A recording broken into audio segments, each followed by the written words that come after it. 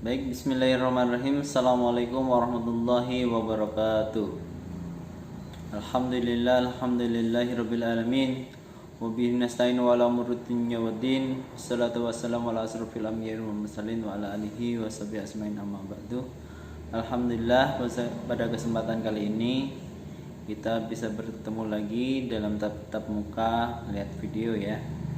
Insyaallah semoga pertemuan ini menjadi pertemuan yang dirahmati Allah dan datangkan berkah buat kita semuanya.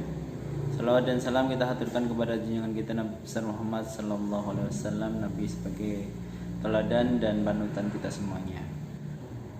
Hari ini nanti kita mempelajari tentang akhlak terpuji, yaitu bab 8. Kalian bisa membuka bukunya halaman 113 sampai halaman 116 ya.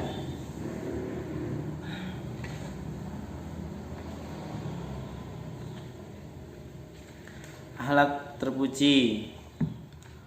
Jadi akhlak terpuji itu yaitu bersumber dari Nabi dan Rasul. Maka sesungguhnya Nabi Muhammad ya diutus di bumi ini, dijadikan Allah sebagai Nabi dan Rasul karena untuk mengajarkan kepada kita semuanya tentang akhlak karimah, tentang perilaku akhlak terpuji, perilaku yang baik, perilaku yang santun, perilaku yang terpuji. Itu yang dibawakan Nabi Muhammad. Innama bu'istu liutamima makarimal akhlak. Sungguhnya aku diutus untuk menyempurnakan akhlak-akhlak manusia. Ya. Yang harus kita perhatikan di sini yaitu akhlak itu perbuatan, yaitu yang kita lakukan sehari-hari tanpa kita sadari. Itu yang disebut dengan akhlak. Akhlak karimah itu akhlak yang terpuji. Akhlak sayyi'ah itu akhlak tercela. Yang kita pelajari yaitu akhlak hasanah, bukan akhlak sayyi'ah. Akhlak hasanah itu timbul karena dorongan untuk berbuat baik ataupun berbuat ma'ruf, berbuat terpuji ya. Baik itu yang kita lakukan kepada orang lain ataupun kepada binatang atau kepada tumbuh-tumbuhan. Jadi akhlak itu bukan hanya untuk sama kita saja, sama manusia ataupun untuk diri sendiri, tapi akhlak itu untuk sesama manusia, juga sama terhadap makhluk-makhluk Allah yang lain. Jadi akhlak itu secara garis besar dibagi menjadi dua ya. Akhlak kepada Allah itu mencakup ibadah yang harus kita lakukan, itu yang disebut ibadah mahdhah ya, hubungannya dengan Allah.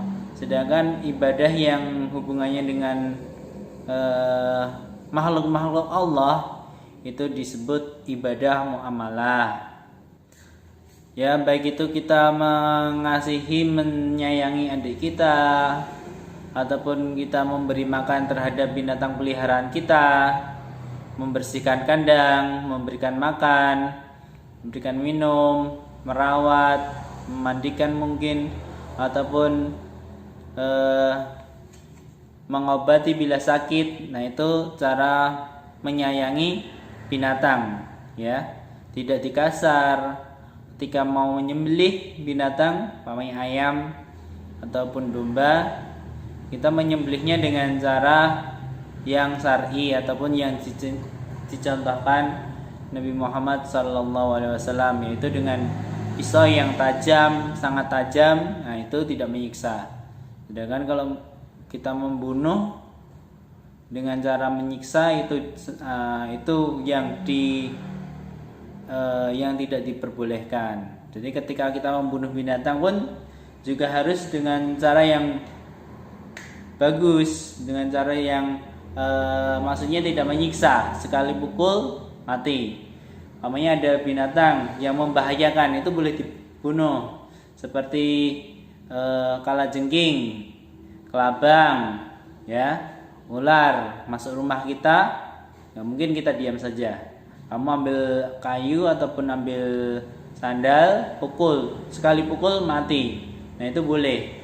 Tapi kalau kamu siksa, pukulnya pelan-pelan, potong ekornya dulu, potong badannya, habis itu potong kepalanya, itu tersiksa binatangnya. Jadi ketika kamu membunuh binatang, juga membunuhnya dengan sekali pukul, tek, mati. Nah itu cara yang dicontohkan Islam seperti itu. Jangan sampai kita menyiksa. Itu akhlak kepada binatang, ya. Dan ketika kita menyembelih, tentunya binatang-binatang yang halal dan menyebut nama Allah.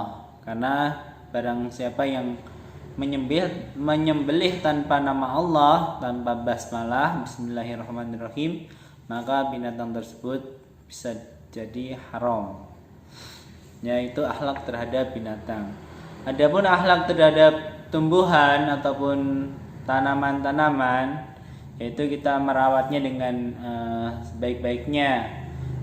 Mungkin tidak merobek daunnya, ya. Tanaman hias kita serobek-robek, kita potolin daunnya, itu menyiksa. Nah, terus tidak juga menyirami, tidak membiarkan dia kering, tidak disiram. Nah, terus juga dikasih pupuk, dirawat, dikasih tempat yang layak untuk pohon itu berkembang, ya, berkembang dan tumbuh. Jadi pohon pun kalau kita pelihara juga punya hak untuk dirawat, dikasih sayangi, ya. Jangan sampai pohon itu kita nikmati saja tanpa kita siram, tanpa kita rawat.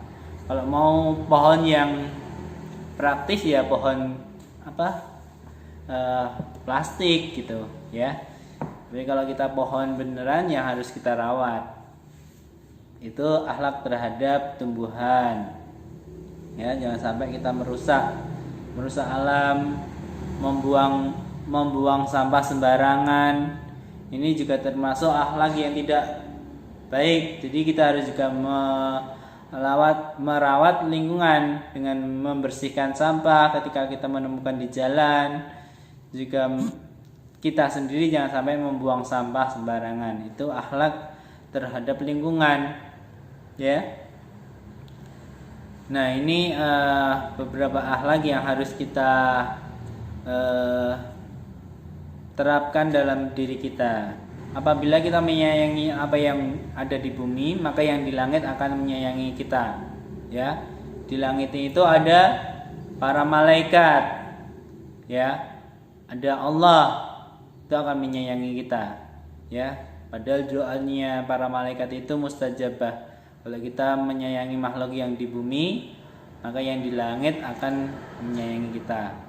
Nah, tentunya kita ingin disayang oleh apa yang ada di langit, ya. Orang-orang disayang itu, dikasihin itu pastinya enak. Berbeda dengan kalau kita aniaya, terus di kasar, itu kan pasti tidak suka. Begitu juga dengan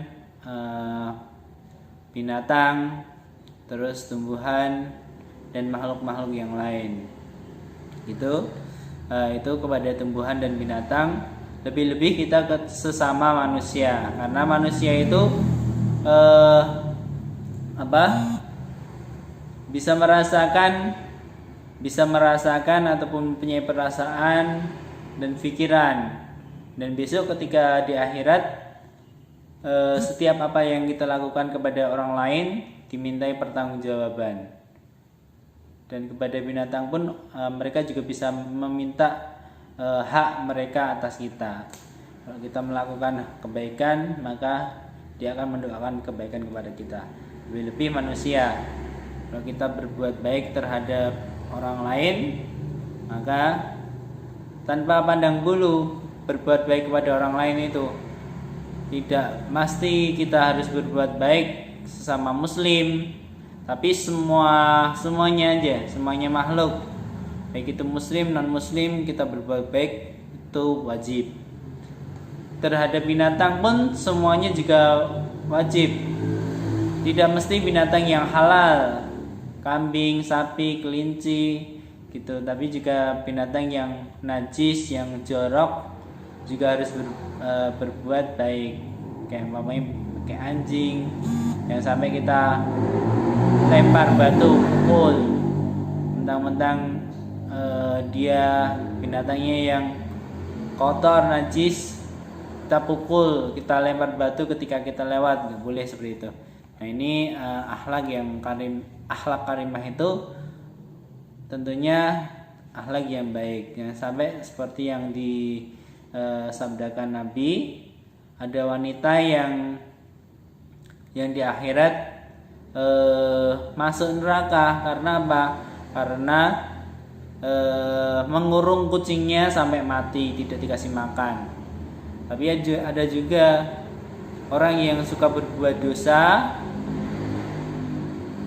tapi dia bisa masuk surga padahal dosanya bergelimang. Waktu itu dia wanita itu di tengah padang pasir, kehausan, tidak mempunyai mempunyai bekal minuman. Kemudian dia melihat sumur tua, kemudian dia turun ke sumur mengambil air, kemudian dibawa ke atas, belum diminum di atas, dibawa ke atas. Ternyata di atas sumur itu sudah ada anjing yang kehausan, hampir mati.